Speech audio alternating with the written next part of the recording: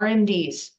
What is an RMD and why do I have one, Dad? RMD stands for Required Minimum Distribution.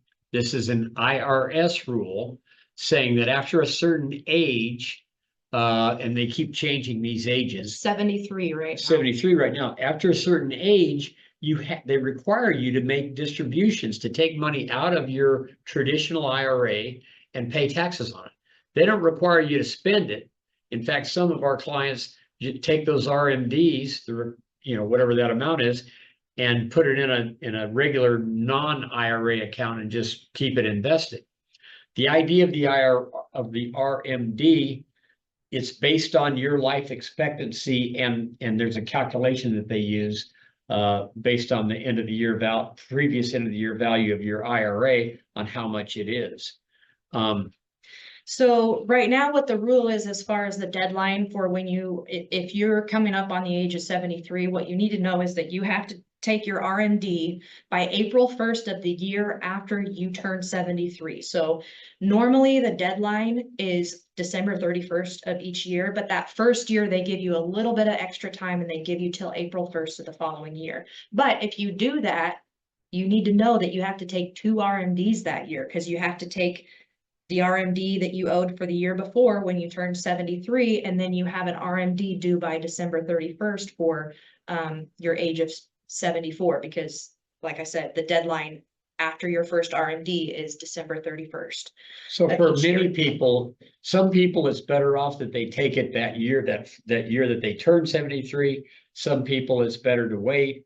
That's something that we help you in coordination with your tax preparer to figure that out. Now there's also, but what if you forget to take your RMD? Is that any kind of a big deal? It is a big deal because the IRS will penalize you 25% of whatever your RMD was supposed to be, is what they'll penalize you. So at our office, as an added service to our clients, we take care of this for everybody. Lori at our office does a really great job, and she takes care of everybody's RMDs every year to make sure that they don't miss them.